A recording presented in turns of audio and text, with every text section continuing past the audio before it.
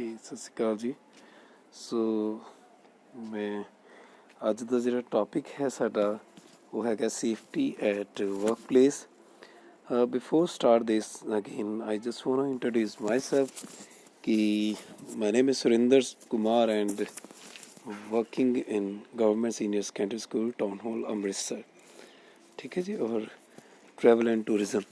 सो अज का जो टॉपिक है सेफ्टी एंड वर्क प्लेस, जिमें कि असी जागरूक ही हाँ कि safety is a big concern. ये साडा बिग कंसर्न ही रहा है क्योंकि हुण तुसीं पिछले कुछ समय तो असी सेफ्टी दी ही सारिया गल्लां कीतियां। सो सेफ्टी जिहड़ी F&B डिपार्टमेंट है, जिहड़ी हॉस्पिटैलिटी और जो असी हॉस्पिटैलिटी का जिहड़ा F&B डिपार्टमेंट है उहदे च असी किवें सेफ्टी वरतनी है उहदे उत्ते असी अज गल करांगे, ठीक है जी।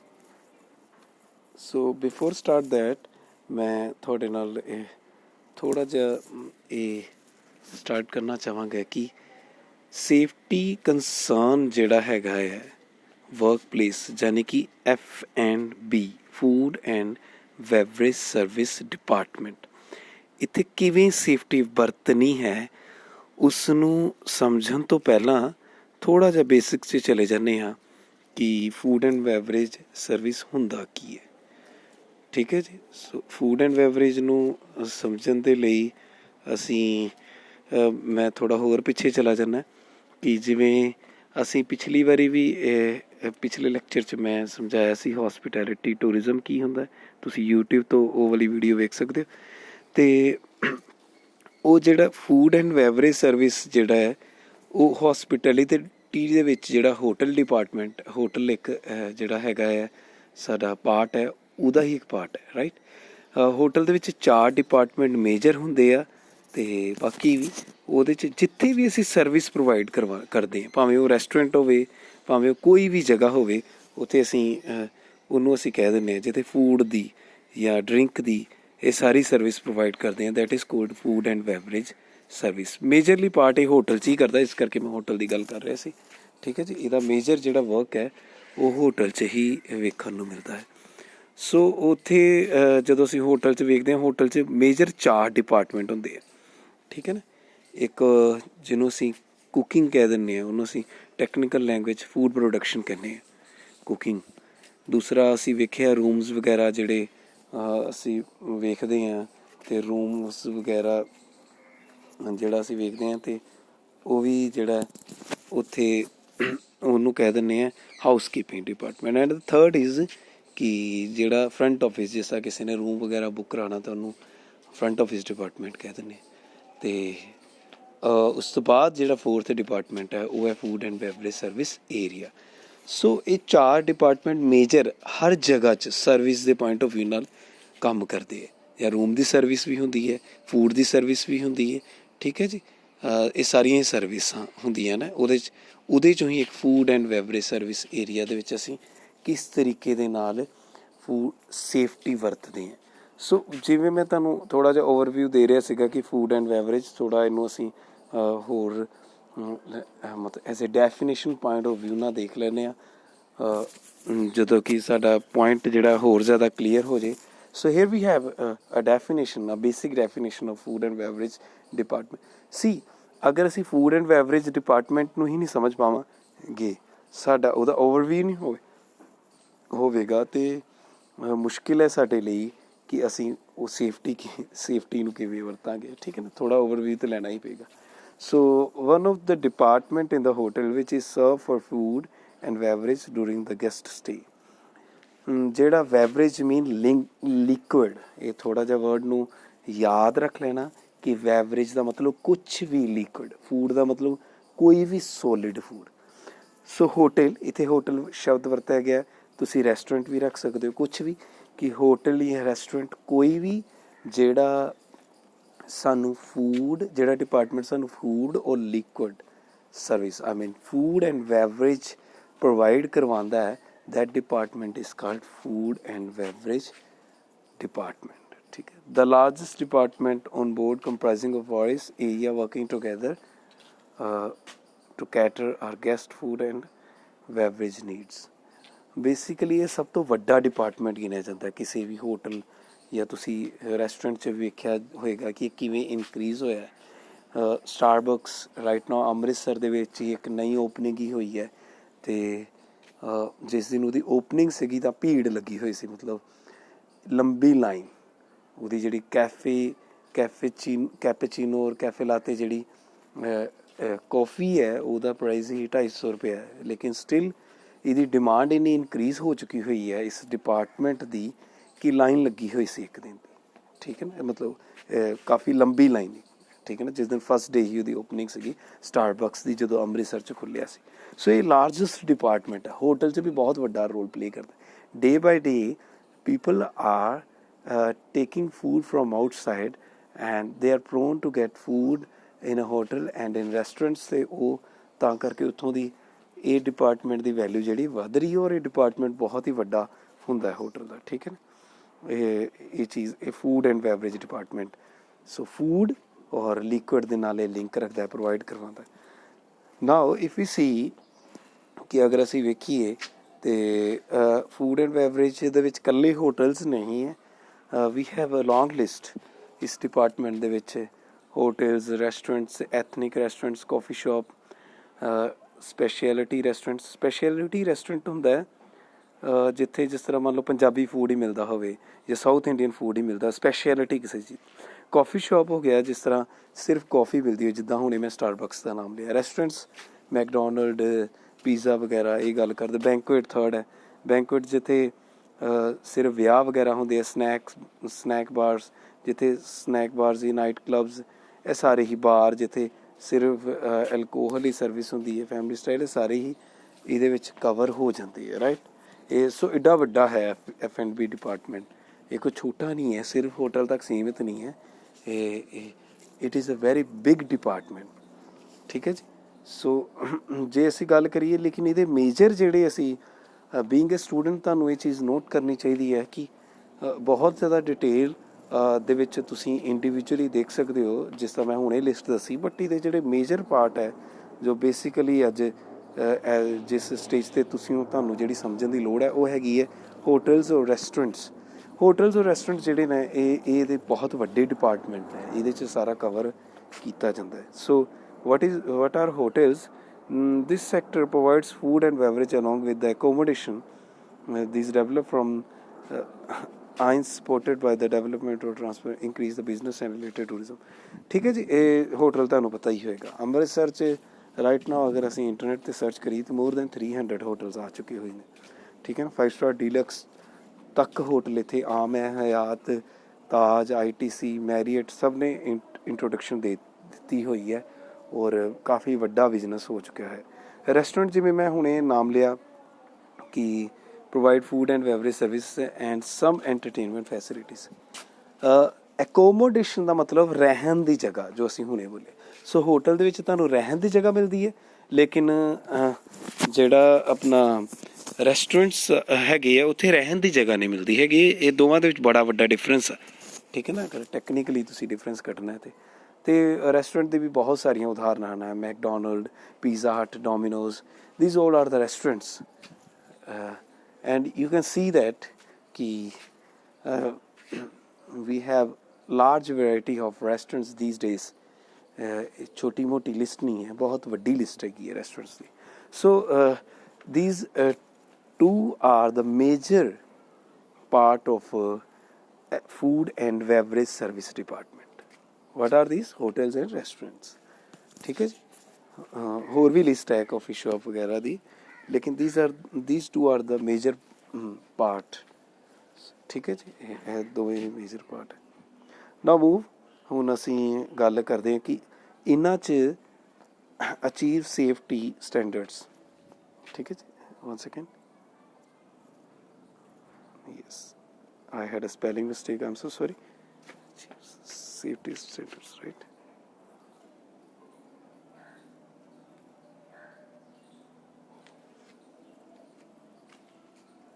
ਸੋ ਅਚੀਵ ਸੇਫਟੀ ਸਟੈਂਡਰਡਸ, ਅਤੇ ਅਗਰ ਅਸੀਂ ਦੀ ਗੱਲ ਕਰੀਏ ਸੇਫਟੀ ਸਟੈਂਡਰਡਸ ਦੀ, ਅਤੇ you can C safety standards ਮਤਲਬ ਕਿ ਹੁਣ ਇਹ ਜਦੋਂ ਅਸੀਂ ਡਿਪਾਰਟਮੈਂਟ ਦੇ ਵਿੱਚ ਫੂਡ ਐਂਡ ਬੈਵਰੇਜ ਦਾ ਸਾਨੂੰ ਸਮਝ ਹੋ ਗਈ ਕਿ ਐਗਜ਼ੈਕਟਲੀ ਇਹ ਹੁੰਦਾ ਕੀ ਹੈ, ਸਾਨੂੰ ਆਈਡੀਆ ਜਿਹਾ ਹੋ ਗਿਆ, ਠੀਕ ਹੈ ਨਾ। ਅਤੇ ਅਸੀਂ ਸਾਡਾ ਟਾਰਗੇਟ ਕੀ ਹੈ ਹੁਣ ਇਸ ਚੈਪਟਰ 'ਚ ਜੋ ਅਸੀਂ ਪੜ੍ਹਨਾ ਚਾਹ ਰਹੇ ਹਾਂ ਕਿ ਇੱਥੇ ਅਸੀਂ ਸੇਫਟੀ ਸਟੈਂਡਰਡਸ ਕਿਵੇਂ ਰੱਖਣੀ, ਸਾਡਾ ਇਹ ਮੇਜਰ ਟਾਰਗੇਟ ਹੈ, ਠੀਕ ਹੈ ਨਾ। ਸੋ ਇੱਥੇ ਸੇਫਟੀ ਸਟੈਂਡਰਡਸ ਰੱਖਣ ਲਈ ਸਾਡੇ ਕੋਲੋਂ 3 ਮੇਜਰ ਪੁਆਇੰਟਸ ਨੇ। Safety measures undertaken while inspection, ਅਸੀਂ ਸਮਝਾਂਗੇ ਕਿ ਸੇਫਟੀ ਮੇਜਰਸ ਕਿਹੜੇ ਇੰਸਪੈਕਸ਼ਨ ਦੇ ਵਿੱਚ ਜਿਹੜੀ ਇੰਸਪੈਕਸ਼ਨ ਜਾਂ ਕੋਈ ਬਾਹਰੋਂ ਆਉਂਦਾ ਹੈ ਜਾਂ ਜੇ ਤੁਸੀਂ ਮੈਨੇਜਰ ਬਣ ਜਾਂਦੇ ਹੋ ਤਾਂ ਤੁਸੀਂ ਇੰਸਪੈਕਟ ਕਰਨਾ ਜਦੋਂ, ਅਤੇ ਉਹਦੇ 'ਚ ਕੀ ਇੰਸਪੈਕਟ ਕਰਨਾ ਕਿ ਉਹਦੇ 'ਚ ਕਿਹੜੇ ਸੇਫਟੀ ਮੇਜਰਸ ਵੇਖਣੇ ਨੇ, ਕੀ ਹੋਣੇ ਚਾਹੀਦੇ ਨੇ, ਇਹ ਜ਼ਰੂਰੀ ਹੈ। Safety measures undertaken while inspection, this is the first point. Second is list the safety procedure, safety standards.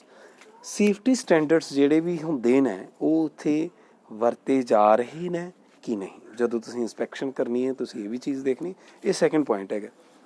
Third is insuring zero accident at food and beverage area, ਕਿ ਐਕਸੀਡੈਂਟ ਮੀਨਸ ਕਿ ਉੱਥੇ ਕੋਈ ਦੁਰਘਟਨਾ ਤਾਂ ਨਹੀਂ ਹੋਏਗੀ, ਇਹ ਇੰਸ਼ੋਰ ਕਰਨਾ ਸੀ ਕਿ ਬਈ ਐਸੀ ਕੋਈ ਪ੍ਰੋਬਲਮ ਤਾਂ ਨਹੀਂ ਹੈ ਕਿ ਉੱਥੇ ਕੋਈ ਦੁਰਘਟਨਾ ਹੋਏਗੀ।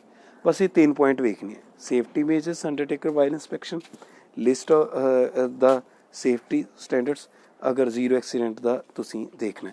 ਜਦੋਂ ਤੁਸੀਂ ਇਹ ਚੀਜ਼ ਵੇਖ ਲਈ ਤਾਂ ਕਾਫੀ ਹੱਦ ਤੱਕ ਤੁਸੀਂ ਸੇਫਟੀ ਸਟੈਂਡਰਡ ਅਚੀਵ ਕਰ ਲੈਂਦੇ ਹੋ, ਠੀਕ ਹੈ ਨਾ। ਮੈਂ ਇਹਨੂੰ ਦੁਬਾਰਾ ਦੱਸ ਰਿਹਾ ਕਿ ਇਹ ਚੀਜ਼ 3 ਪੁਆਇੰਟਸ ਨੂੰ ਅਸੀਂ ਦੇਖਣਾ। ਸੋ ਇਹਨੂੰ ਅੱਗੇ ਅਸੀਂ ਵੱਧਦੇ ਹਾਂ ਔਰ ਸਲੋਲੀ ਇਹਨੂੰ ਸਮਝਦੇ ਹਾਂ ਕਿ ਇਹ ਤਿੰਨੇ ਹੀ ਸੇਫਟੀ ਸਟੈਂਡਰਡਸ ਕਿਵੇਂ ਅਸੀਂ ਸਮਝਣੇ, ਕਿਵੇਂ ਸਾਨੂੰ ਨੌਲੇਜ ਹੋਣੀ ਚਾਹੀਦੀ। ਸੋ ਪਹਿਲਾ ਹੈ safety measures undertaken while inspection.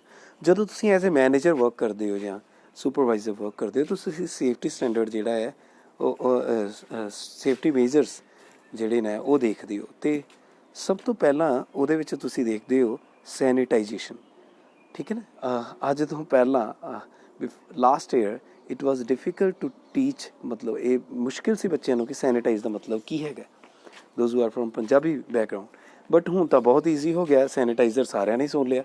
ਸੋ ਇਹ ਤਾਂ ਕਾਫੀ ਸਮਝ ਆ ਗਿਆ। ਸੈਨੀਟਾਈਜ਼ ਮੀਨਸ ਕਿ ਜੋ ਵੀ ਉੱਥੇ ਚੀਜ਼ਾਂ ਹੈਗੀਆਂ ਨੇ ਉਹਨੂੰ ਜ਼ੀਰੋ ਕਰ ਦੇਣਾ, ਠੀਕ ਹੈ ਨਾ। ਮਤਲਬ ਉਹਦੇ 'ਚ ਕੋਈ ਜਰਮਸ ਨਾ ਰਹਿ ਜਾਣ, ਬਸ ਇਹ ਹੈ ਸੈਨੀਟਾਈਜੇਸ਼ਨ, ਉਸ ਨੂੰ ਕਹਿ ਦਿੰਦੇ। ਸੋ ਸੈਨੀਟਾਈਜੇਸ਼ਨਸ ਦੇ ਲਈ food products must be purchased, received, stored, prepared and served under sanitary conditions. Clean equipment must be used and sanitary work habit must be practiced. One of the most important duties as a food and beverage management is to make sure that the food being served to the guest is safe and wholesome. ਠੀਕ ਹੈ ਜੀ। ਜਿਵੇਂ ਮੈਂ ਹੁਣੇ ਜਿਹੜਾ ਤੁਹਾਨੂੰ ਪੰਜਾਬੀ 'ਚ ਬੋਲਿਆ ਕਿ ਜਿਹੜਾ ਜਦੋਂ ਅਸੀਂ ਫੂਡ ਨੂੰ ਰਿਸੀਵਡ ਕਰਨਾ, ਸਟੋਰ ਕਰਨਾ ਜਾਂ ਤਿਆਰ ਕਰਨਾ ਅਤੇ ਜਦੋਂ ਉਹਨੂੰ ਸਰਵ ਕਰਨਾ, ਇਹ ਸਾਰਿਆਂ ਦੇ ਵਿੱਚ ਸਾਡਾ ਧਿਆਨ ਹੋਣਾ ਚਾਹੀਦਾ ਹੈ ਕਿ ਉਹ ਸੇਫਟੀ ਸਟੈਂਡਰਡ ਕਿਵੇਂ ਰੱਖਣਾ। ਸੇਫਟੀ ਸਟੈਂਡਰਡ ਕਿਵੇਂ ਰੱਖਣਾ ਇਹਨੂੰ ਅੱਗੇ ਅਸੀਂ ਵੇਖਦੇ ਹਾਂ, ਠੀਕ ਹੈ ਨਾ, ਕਿ ਉਹ ਕਿੱਦਾਂ ਰੱਖਣਾ। ਸੈਨੀਟਾਈਜੇਸ਼ਨ, ਵਟ ਕੋਜ਼ਿਜ਼ ਅਨਸੇਫ। ਸੈਨੀਟਾਈਜੇਸ਼ਨ ਤੁਹਾਨੂੰ ਪਤਾ ਹੀ ਹੈ ਐਗਜ਼ੈਕਟਲੀ ਕਿ ਅਸੀਂ ਹੈਂਡ ਵਾਸ਼ ਕਰਕੇ ਜਾਂ ਮਤਲਬ ਬਿਲਕੁਲ ਖਿਆਲ ਰੱਖਣਾ ਕਿ ਗੰਦੇ ਹੱਥਾਂ ਨਾਲ ਜਾਂ ਅਗਰ ਕੋਈ ਵੀ ਪ੍ਰੋਡਕਟ ਹੈ ਉਹਨੂੰ ਧੋਤਾ ਨਾ ਹੋਏ, ਦੈਟ ਇਜ਼ ਅਨਸੇਫ, ਉਹ ਅਨਸੈਨੀਟਾਈਜ਼ ਨਹੀਂ ਹੈਗਾ। ਸੋ ਅੱਗੇ ਵੱਧਦੇ ਹਾਂ, ਇਹਨੂੰ ਵੇਖਦੇ ਹਾਂ ਕਿ ਹੋਰ ਕਿਵੇਂ ਅਸੀਂ ਸੇਫਟੀ ਮੇਜਰਸ ਰੱਖ ਸਕਦੇ ਹਾਂ।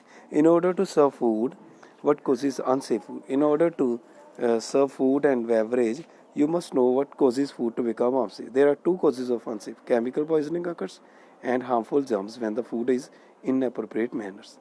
ਠੀਕ ਹੈ ਨਾ। ਕੈਮੀਕਲ ਜਿਸ ਤਰ੍ਹਾਂ ਮੰਨ ਲਓ ਕਿ ਫੂਡ ਕੈਮੀਕਲ ਕੋਈ ਐਡ ਕੀਤਾ ਜਾਂਦਾ ਹੈ ਅਤੇ ਉਹ ਵੀ ਅਨਸੇਫ ਹੁੰਦਾ ਹੈ। ਸੋ ਤੁਸੀਂ ਇਹ ਦੇਖਣਾ ਹੈ ਕਿ ਕੋਈ ਕੈਮੀਕਲ ਸਿਸਟਮ ਤਾਂ ਨਹੀਂ ਹੈਗਾ, ਕੋਈ ਕੈਮੀਕਲ ਸੈਨੀਟਾਈਜੇਸ਼ਨ ਪਹਿਲਾਂ ਹੈ ਅਤੇ ਤੁਸੀਂ ਕੈਮੀਕਲ ਤਾਂ ਨਹੀਂ ਹੈ, ਕੋਈ ਹਾਰਮਫੁਲ ਜਰਮਸ ਵਗੈਰਾ ਫੂਡ ਦੇ ਨਾਲ ਤਾਂ ਨਹੀਂ ਹੈਗਾ, ਠੀਕ ਹੈ ਨਾ। ਉਸ ਸੇਫਟੀ ਦੇ ਨਾਲ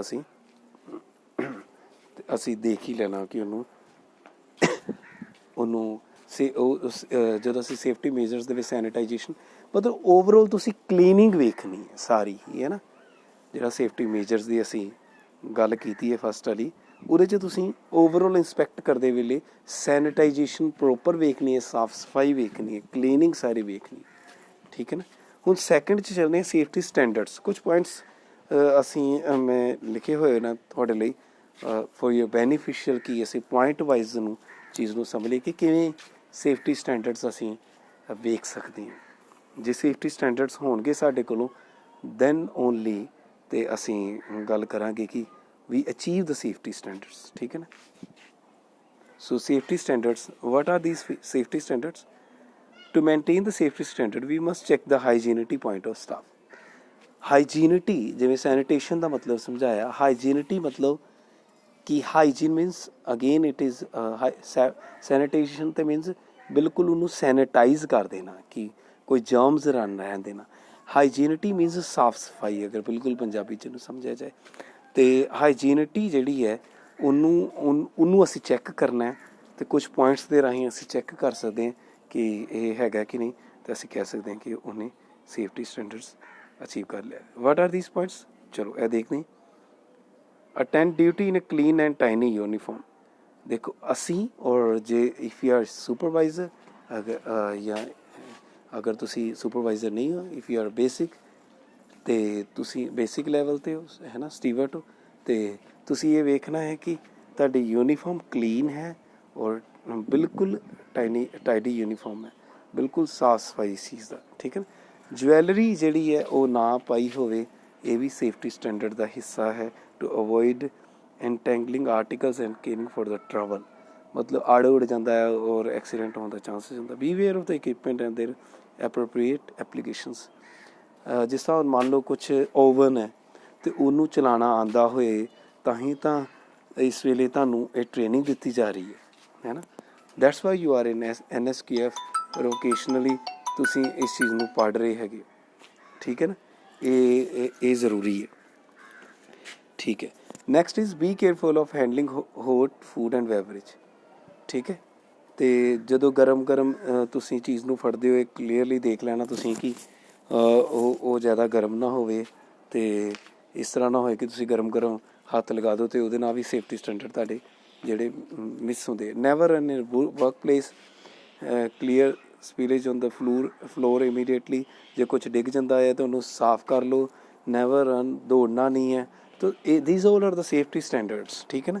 ਅਸੀਂ ਮੂਵ ਅੱਗੇ ਕਰਦੇ ਹਾਂ ਕਿ ਨੋਟ ਓਨਲੀ ਦਿਸ, ਹੋਰ ਵੀ ਸਾਡੇ ਕੋਲੋਂ ਸੇਫਟੀ ਸਟੈਂਡਰਡਸ ਨੇ ਜਿਹੜੇ ਬੇਸਿਕਲੀ ਸਾਨੂੰ ਫੋਲੋ ਕਰਨੇ ਚਾਹੀਦੇ ਆ। ਜੁਐਲਰੀ ਪਾਣੀ, ਜਿਸ ਤਰ੍ਹਾਂ wash hands with mild cleaning soap, ਠੀਕ ਹੈ ਨਾ, ਬਿਲਕੁਲ ਹਲਕੇ ਜਿਹੇ ਸਾਬਣ ਨਾਲ ਅਸੀਂ ਹੱਥ ਨੂੰ ਧੋਣਾ।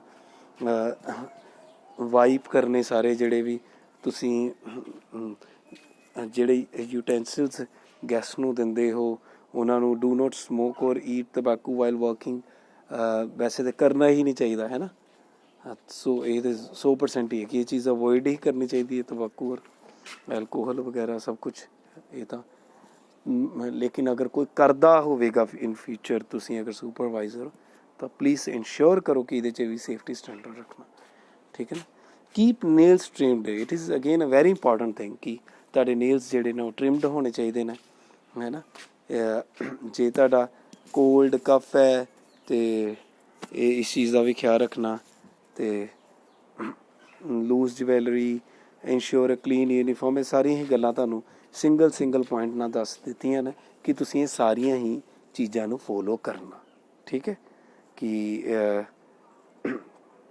ਹਾਂ ਕੁਛ ਹੋਰ ਵੀ ਐਡ ਹੈ, ਸਿਰਫ ਇੱਥੋਂ ਤੱਕ ਨਹੀਂ ਹੈ ਪੁਆਇੰਟਸ। ਜਿਸ ਤਰ੍ਹਾਂ ਬੜਾ ਹਾਰਡ ਪਰਫਿਊਮ ਨਹੀਂ ਲਗਾਉਣਾ, ਬੜਾ ਹਾਰਡ ਮੇਕਅਪ ਨਹੀਂ ਕਰਨਾ। ਇਹ ਵੀ ਚੀਜ਼ਾਂ ਦਾ ਤੁਸੀਂ ਖਿਆਲ ਰੱਖਣਾ ਸੇਫਟੀ ਸਟੈਂਡਰਡਸ ਦੇ ਨਾਲ।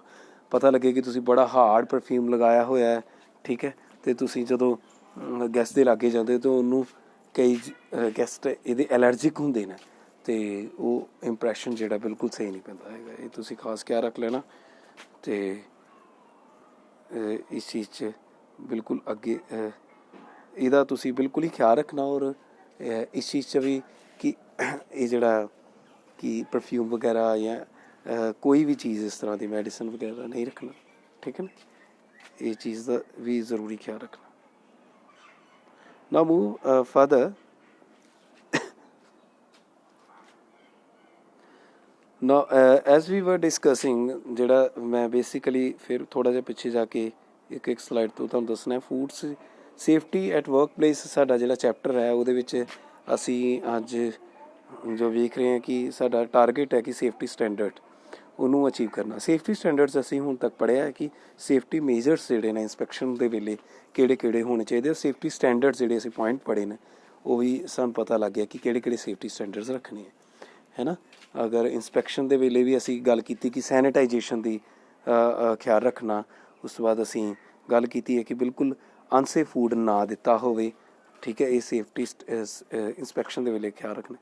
ਸੇਫਟੀ ਸਟੈਂਡਰਡਸ ਅਸੀਂ ਕੁਛ ਪੁਆਇੰਟ ਪੜ੍ਹੀ ਹੈ ਬੜੀ ਲੰਬੀ ਲਿਸਟ ਦੇ ਨਾਲ ਕਿ ਹੱਥ ਜਿਹੜੇ ਸਾਫ਼ ਹੋਣੇ ਚਾਹੀਦੇ ਨੇ, ਠੀਕ ਹੈ। ਜਵੈਲਰੀ ਨਹੀਂ ਜ਼ਿਆਦਾ ਪਾਣੀ, ਫੂਡ ਗਰਮ ਹੱਥ ਨਹੀਂ ਪਾਣੇ, ਇਕਵਿਪਮੈਂਟ ਜਿਹੜੇ ਨੇ ਬਿਲਕੁਲ ਸਾਨੂੰ ਨੌਲੇਜ ਹੋਣੀ ਚਾਹੀਦੀ ਹੈ।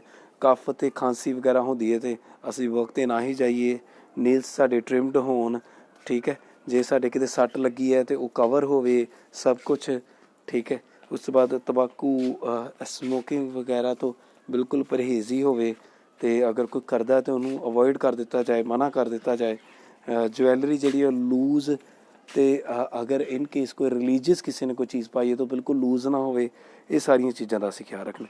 ਨਾਓ ਦ ਥਰਡ ਇਜ਼, ਜਿਹੜਾ ਤੀਸਰਾ ਸੀਗਾ ਕਿ zero accident at food and beverage service area, ਕਿ ਜਿਹੜਾ food and beverage service area ਹੈ ਉੱਥੇ ਬਿਲਕੁਲ ਵੀ ਕੋਈ ਐਕਸੀਡੈਂਟ ਨਾ ਹੋਵੇ, ਜ਼ੀਰੋ ਐਕਸੀਡੈਂਟ ਹੋਵੇ, ਅਤੇ ਉਹਦੇ 'ਚ ਵੀ ਅਸੀਂ ਇਹ ਵੇਖਾਂਗੇ, ਠੀਕ ਹੈ। ਹੁਣ ਇਹਦੇ ਲਈ ਇਹਨੂੰ ਬਿਲਕੁਲ ਈਜ਼ੀ ਕਰਨ ਦੇ ਲਈ ਮੈਂ ਕੁਛ ਪੁਆਇੰਟਸ ਇੱਥੇ ਲਿਖੇ ਨੇ ਕਿ ਕਿਵੇਂ ਅਸੀਂ ਕਹਿ ਸਕਦੇ ਹਾਂ ਕਿ ਐਕਸੀਡੈਂਟ ਹੋਵੇ ਹੀ ਨਾ, ਮਤਲਬ ਕੋਈ ਦੁਰਘਟਨਾ ਹੋਵੇ ਹੀ ਨਾ। So here we have 7 points over here ਕਿ make sure everyone is committed to safety. ਪਹਿਲੀ ਗੱਲ ਤਾਂ ਇਹ ਹੈ ਕਿ ਸਾਰਿਆਂ ਨੂੰ ਇਸ ਚੀਜ਼ ਦੇ ਤੁਸੀਂ ਮਤਲਬ ਇੱਕ ਛੋਟਾ ਜਿਹਾ ਬਰੀਫਿੰਗ ਕਰ ਦੇਣੀ ਚਾਹੀਦੀ ਹੈ ਕਿ ਜਾਂ ਆਪਣੇ ਆਪ ਨੂੰ ਵੀ ਇਹ ਚੀਜ਼ ਦੀ ਸਮਝ ਹੋਣੀ ਚਾਹੀਦੀ ਹੈ ਕਿ ਸੇਫਟੀ ਤੁਹਾਨੂੰ ਜ਼ਰੂਰੀ ਹੈ, ਤਾਂ ਹੀ ਤਾਂ ਐਕਸੀਡੈਂਟ ਨਹੀਂ ਹੋਏਗਾ, ਤਾਂ ਹੀ ਤਾਂ ਦੁਰਘਟਨਾ ਨਹੀਂ ਹੋਏਗੀ। ਜੇ ਤੁਸੀਂ ਕੈਜੂਅਲੀ ਚਲੋਗੇ ਤਾਂ ਦੁਰਘਟਨਾ ਹੋਏਗੀ। ਟੇਕ ਦ ਲੀਡ, ਤੁਸੀਂ ਆਪ ਇਸ ਚੀਜ਼ 'ਚ ਅੱਗੇ ਵਧੋ ਕਿ ਹਾਂ ਬਈ ਅਸੀਂ ਕੋਈ ਦੁਰਘਟਨਾ ਨਹੀਂ ਕਰਨੀ ਔਰ ਨਾ ਹੀ ਹੋਣ ਦੇਣੀ, ਠੀਕ ਹੈ ਨਾ। ਗੈਸਟ ਜਿਹੜਾ ਹੈ ਉਹ ਸਾਡੇ ਲਈ ਹੈਗਾ ਮਤਲਬ ਇੱਕ ਤਰ੍ਹਾਂ ਦਾ ਅਤਿਥੀ ਦੇਵੋ ਭਵ, ਕਿ ਗੈਸਟ ਸਾਡੇ ਲਈ ਬਹੁਤ ਹੀ it's like it's not like a customer, it's like you can see it's like another god for us, ਠੀਕ ਹੈ ਨਾ। ਉਹ ਸਾਡੇ ਲਈ ਇੱਕ ਤਰ੍ਹਾਂ ਦਾ ਰੱਬ ਸਮਾਨ ਹੀ ਹੈ। ਵੀ ਹੈਵ ਟੂ ਸਰਵ ਹਿਮ, ਅਤੇ ਉਹਦੇ ਲਈ ਸੇਫਟੀ ਬਹੁਤ ਇੰਪੋਰਟੈਂਟ ਹੈ। ਐਂਡ ਇਨ ਫਸਟ ਥਿੰਗ ਅਸੀਂ ਦੇਖਣਾ ਹੈ ਕਿ ਕਮਿਟਡ ਟੂ ਸੇਫਟੀ ਹੋਏ। ਸੈਕਿੰਡ ਦੇ ਵਿੱਚ ਟੇਕ ਦ ਲੀਡ, ਅਸੀਂ ਦੇਖਣਾ ਕਿ ਅਸੀਂ ਲੀਡ ਕਰਦੇ ਹੋਈਏ। ਥਰਡ ਇਜ਼ ਪ੍ਰਮੋਟ ਅੰਡਰਸਟੈਂਡਿੰਗ, ਸਾਰਿਆਂ ਦੇ ਵਿੱਚ ਅੰਡਰਸਟੈਂਡਿੰਗ ਹੁੰਦੀ ਹੋਏ, ਹੈ ਨਾ। ਬਾਕੀ ਡਿਪਾਰਟਮੈਂਟਾਂ ਦੇ ਨਾਲ ਵੀ, ਜਿਹੜੇ ਮੈਂ ਤੁਹਾਨੂੰ 3 ਹੋਰ ਡਿਪਾਰਟਮੈਂਟ ਵੀ ਦੱਸੇ। ਥੋੜ੍ਹਾ ਜਿਹਾ ਕੰਪੀਟੀਸ਼ਨ ਵੀ ਇਨਕਰੀਜ਼ ਕਰਨਾ ਸੇਫਟੀ ਦੇ ਵਿੱਚ, ਠੀਕ ਹੈ। ਅਤੇ and the most important is feedback, always take A feedback ਕਿ ਅਸੀਂ ਕਿਵੇਂ ਹੋਰ ਕਲੀਨਿੰਗ ਪ੍ਰੋਸੈਸ ਨੂੰ ਵਧੀਆ ਬਣਾ ਸਕਦੇ ਹਾਂ। ਇਹ ਸਾਰੀ ਚੀਜ਼ ਦਾ ਫੀਡਬੈਕ ਲੈਂਦੇ ਰਹਿਣਾ, ਠੀਕ ਹੈ। ਅਤੇ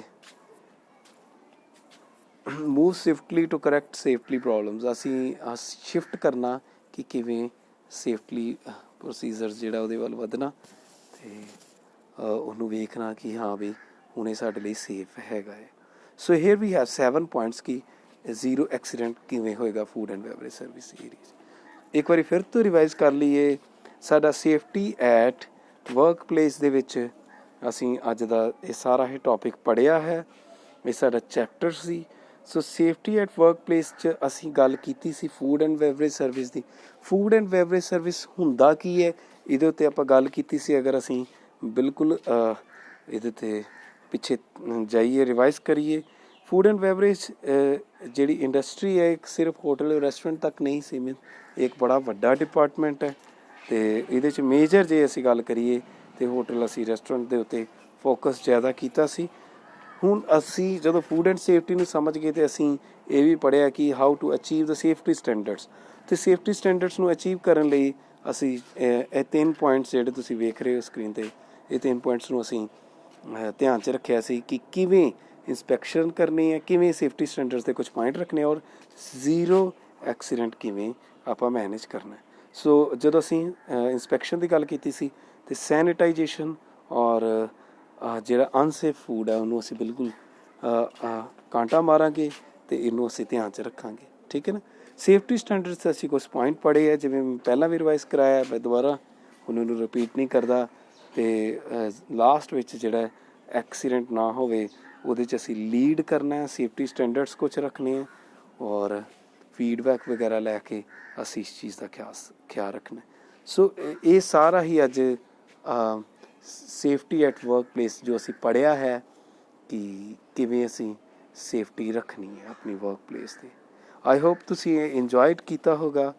ਅਗਰ ਕੋਈ ਵੀ ਕੁਐਸਚਨ ਹੈਗਾ ਹੈ ਯੂ ਕੈਨ ਆਸਕ ਮੀ, ਠੀਕ ਹੈ ਨਾ। ਤੁਸੀਂ ਮੈਨੂੰ you can ask me by query. ਤੁਸੀਂ ਮੈਨੂੰ ਆਪਣੀ ਮੇਰੀ ਜੀਮੇਲ 'ਤੇ ਕੁਐਸਚਨ ਪਾ ਸਕਦੇ ਹੋ ਜਾਂ ਤੁਸੀਂ ਮੈਨੂੰ ਕਾਲ ਕਰ ਸਕਦੇ ਹੋ। I am always available for you. ਅਤੇ ਅਸੀਂ ਨੈਕਸਟ ਲੈਕਚਰ ਦੇ ਵਿੱਚ ਫਿਰ ਤੁਹਾਡੇ ਨਾਲ ਮਿਲਾਂਗੇ। Thank you so much. I hope you enjoy it, ਠੀਕ ਹੈ ਨਾ। ਅਤੇ ਬਿਲਕੁਲ ਹੀ ਇਸ ਚੀਜ਼ ਦਾ ਫਾਇਦਾ ਲੈਂਦੇ ਹਾਂ ਔਰ ਜੋ ਵੀ ਇਸ ਸਮਾਂ ਮਿਲਿਆ ਉਹਨੂੰ ਅਸੀਂ ਬਰਬਾਦ ਨਾ ਕਰੀਏ। ਵੀ ਯੂਜ਼ ਦਿਸ ਟਾਈਮ ਔਰ safety is very important, not only F&B service, not only hospitality sector, in our entire life ਅਸੀਂ ਇਸ ਚੀਜ਼ ਦਾ ਖਾਸ ਖਿਆਲ ਰੱਖੀਏ ਕਿ ਕਿ ਆਪਣੇ ਆਪ ਨੂੰ ਸੇਫ ਕਿਵੇਂ ਰੱਖਣਾ ਔਰ ਆਪਣੇ ਗੈਸਟ ਨੂੰ ਸੇਫ ਕਿਵੇਂ ਰੱਖਣਾ। Thank you so much.